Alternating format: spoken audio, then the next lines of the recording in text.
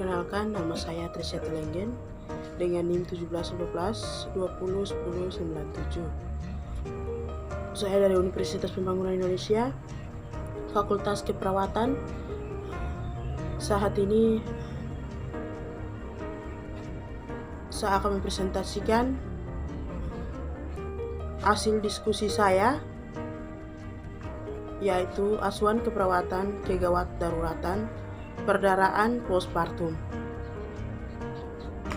Pengertian perdarahan postpartum adalah suatu proses pengeluaran hasil konsepsi yang dapat hidup dari dalam uterus melalui vagina ke dunia luar. Persalinan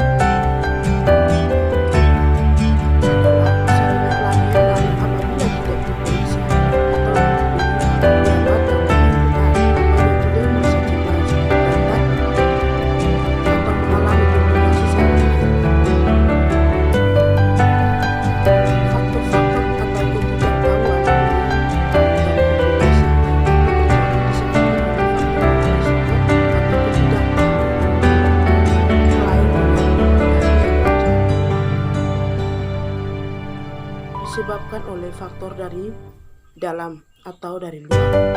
Perdarahan pasca persalinan adalah kehilangan darah melebihi 500 ml yang terjadi setelah bayi lahir. Perdarahan pasca persalinan terjadi dalam 24 pertama, sedangkan perdarahan sekunder perdarahan masa nifas.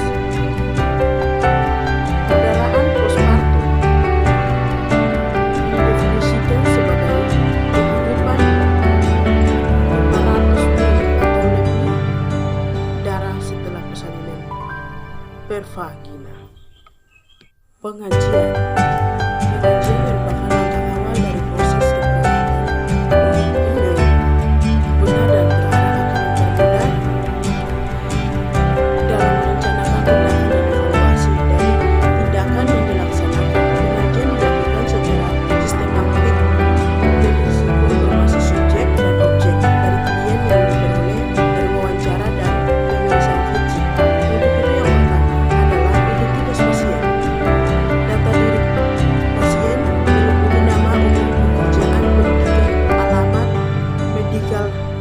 Dan lain-lain. Yang berikut riwayat kesehatan. Riwayat kesehatan dahulu, riwayat penyakit jantung, hipertensi, penyakit ginjal kronik, hemofilia, riwayat preeklampsia, trauma jalan lahir, kegagalan kompresi pembuluh darah, tempat tidur fermentasi plasenta, retensi sisa plasenta. Riwayat kesehatan sekarang yang meliputi alasan klien masuk rumah sakit, keluhan yang dirasakan saat ini yaitu kehilangan darah dalam jumlah banyak 500 ml, nadi lemah, pucat, lokea berwarna merah, aus, pusing, gelisah, letih, tekanan darah rendah, ekstremitas dingin mual. Riwayat kesehatan keluarga. Adanya riwayat keluarga yang pernah atau sedang menderita hipertensi, penyakit jantung, preeklampsia, penyakit keturunan, hemofilia, dan penyakit menular. Yang berikut riwayat menstruasi meliputi menarske, lamanya siklus, banyaknya baunya, keluhan waktu haid. Riwayat perkawinan meliputi usia kawin yang keberapa, usia mulai hamil, riwayat hamil, persalinan, dan nifas yang lalu. Riwayat hamil persalinan. Riwayat hamil persalinan, muda hamil tua, apakah ada abortus, retensi plasenta. Riwayat persalinan meliputi tua, kehamilan, cara persalinan. Penolong tempat persalinan, apakah ada kesulitan dalam persalinan, anak lahir atau mati. Berat badan anak, waktu lahir, panjang waktu lahir. Riwayat nifas meliputi keadaan lokea, apakah ada perdarahan ASI cukup atau tidak,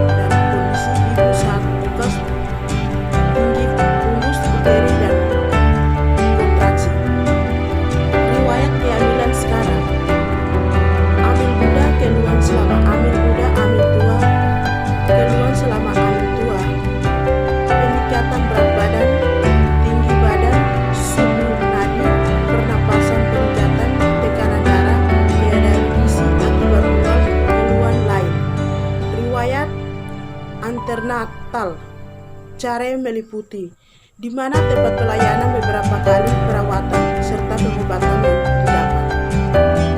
Pola aktivitas sehari-hari, makan minum,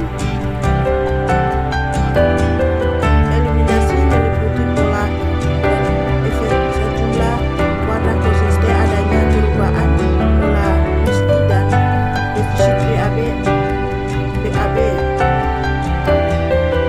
Istirahat atau tidur. Personal higiene meliputi pola atau frekuensi mandi, mengosok gigi, keramas baik sebelum dan selama dirawat di rumah sakit. Dan berikut adalah diagnosa keperawatan yang muncul, yaitu yang pertama, kekurangan volume cairan berhubungan dengan kehilangan volume secara hakik akibat perdarahan. Yang kedua, gangguan rasa aman nyaman, ini berhubungan dengan proses penyakit penekanan atau kerusakan jaringan infiltrasi. Diagnosa yang ketiga adalah risiko tinggi terhadap infeksi berhubungan dengan trauma jaringan sistik cairan, hambatan mobilitas fisik berhubungan dengan proses penyakit. Berikut adalah intervensi keperawatan, yaitu pertama, diagnosa 1. Defisit volume cairan berhubungan dengan kehilangan volume secara hakik akibat perdarahan. Tujuan, setelah dilakukan tindakan keperawatan, pasien mampu mempertahankan volume cairan selama dalam perawatan. Kriteria ASI: A. Turbor fluid baik elastik, B. intake dan output dalam rentan normal, C. TTV dalam rentan normal. Intervensi: A. Awasi masukan dan aluran ukur volume darah yang keluar melalui perdarahan. R. Untuk membantu perkiraan keseimbangan cairan pasien. D. Hindari trauma dan pemberian tekanan berlebihan pada daerah yang mengalami perdarahan. R. Untuk menghindari perdarahan yang berlebihan. C. Pantau TTV agar dapat menghindari defisit volume cairan. D. Evaluasi nadi perifer dan pengisian kapiler, kaji tutor kulit dan kelembapan membran mukosa. R. Untuk mengetahui tanda dehidrasi, perhatikan keluhan aus pada pasien. Untuk mengetahui perubahan status cairan atau elektrolit, kolaborasi berkaitan berfungsi darah, AB, ACT, dan trombosit sesuai indikasi. R. Untuk mengembalikan kehilangan darah. B. Diagnosa yang kedua adalah gangguan rasa nyaman, ini berhubungan dengan agnes cedera fisik. Tujuan, dalam perawatan 1 kali 24 jam, nyeri klien dapat berkurang atau klien kriteria ASIM. Klien tidak mengikis kesakitan. B. Klien menyatakan nyeri berkurang. Ekspresi muka dan tubuh rileks. Intervensi, lakukan pengajian nyeri secara komprehensif termasuk lokasi, karakteristik, durasi, frekuensi, kualitas nyeri. R. Untuk mengetahui lokasi, karakteristik, durasi, frekuensi, kualitas nyeri. B. Observasi reaksi non-verbal dan ketidaknyamaan. R. Untuk mengetahui rekreasi non-verbal pasien. C. Ajarkan teknik non-farmakologi, napas dalam, distrasi, dan kompres hangat. R. Untuk mengurangi nyeri. Kolaborasi pemberi obat analgesik sesuai indikasi. R. Untuk mengurangi nyeri. Monitor vital sign sebelum dan sesudah pemberian analgesik. R. Untuk mengetahui perubahan tanda vital sebelum dan sesudah pemberian analgetik. Diagnosa yang ketiga, risiko tinggi infeksi berhubungan tidak adekuat pertahanan tubuh sistem imun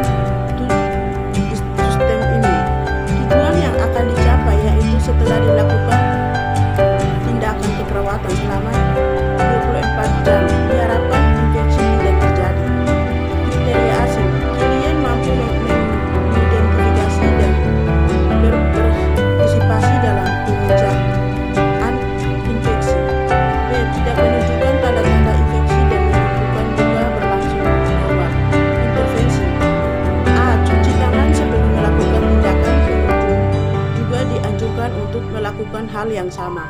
R untuk mencegah terjadinya infeksi silang. B. Jaga personal higienis klien dengan baik. R untuk menurunkan atau mengurangi adanya organisme hidup. C. Monitor temperatur atau suhu tubuh pasien. R untuk meningkatkan suhu merupakan tanda terjadinya infeksi.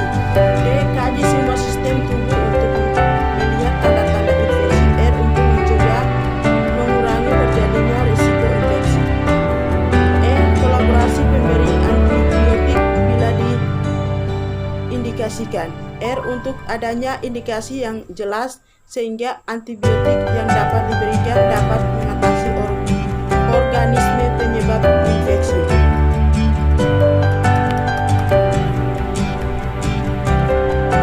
Implementasi keperawatan dilakukan serta perencanaan dirancang dengan baik. Tindakan keperawatan dimulai pada tanggal 27 Mei 2021.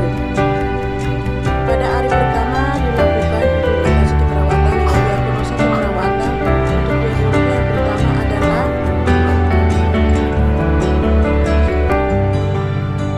kekurangan volume cairan berhubungan dengan kehilangan volume secara aktif akibat perdarahan. Tindakan yang dilakukan adalah observasi keadaan umum pasien, melakukan pengukuran PPV dan juga melayani pemberian cairan yaitu cairan RL, memberi minum pada pasien, melakukan pengukuran PPV pasien, tekanan darah 140/90 mmHg, nadi 82 kali per menit,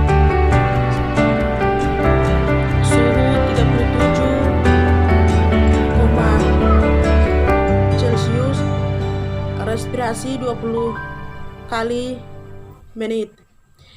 Diagnosa yang kedua yaitu gangguan rasa nyaman, nyeri berhubungan dengan akne, cedera fisik, kerusakan jaringan. Tindakan yang lakukan adalah melakukan pengajian nyeri secara kompresif, meliputi lokasi durasi melakukan pengajian nyeri secara kompresif, frekuensi, observasi adanya pertunjuk nonverbal mengenai ketidaknyamanan, ajarkan penggunaan teknik nonformologi, misalnya relaksi dan distraksi.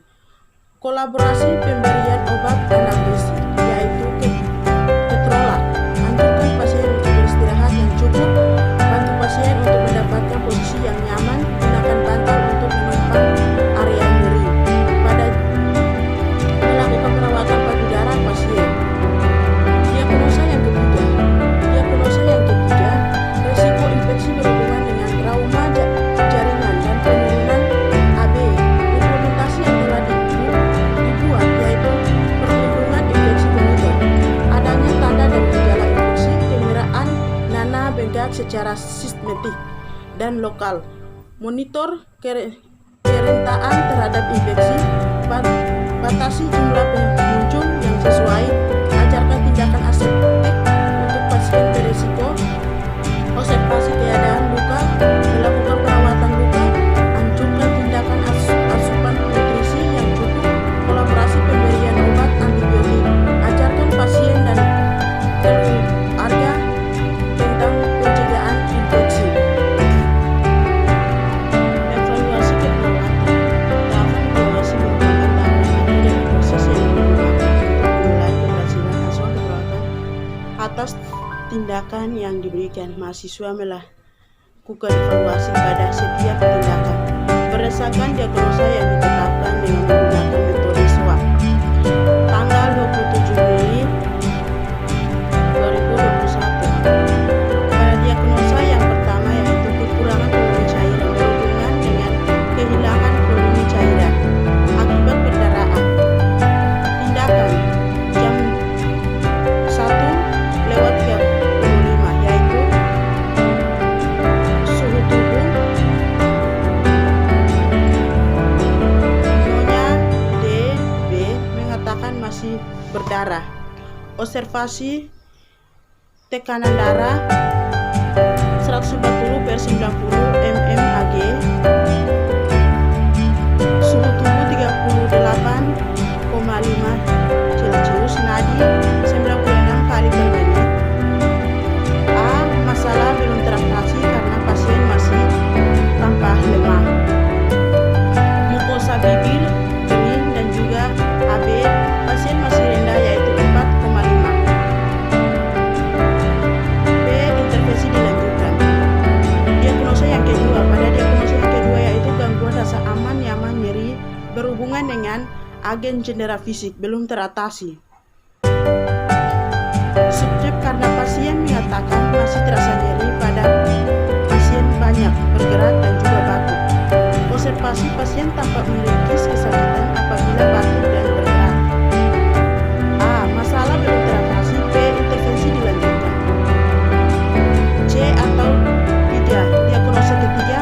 Pada diagnosa yang ketiga yaitu risiko infeksi berhubungan dengan agnes cedera fisik. S. Pasien mengatakan dia sudah merasa nyaman karena luka cedera fisik sudah diberikan dan diganti kasat, tetapi luka pada episodenya masih terasa sakit. Observasi luka operasi pada bagian abdomen tampak bersih, tidak ada nanah dan mengeluarkan darah, sedangkan luka pada perineum masih mengeluarkan darah. A. Masalah transaksi sebagian. B. Intervensi dilanjutkan, yaitu melakukan perawatan vulva dan luka eksotomi. D. Sekian dan terima kasih. Jika teman-teman atau adik-adik yang ingin melanjutkan perguruan tinggi Fakultas Keperawatan, silakan berkunjung di Universitas Pembangunan Indonesia yang disingkat UNPI. Universitas Pembangunan Indonesia ini berkedudukan di Kota Manado, Provinsi Sulawesi Utara. Kami di sini masih menunggu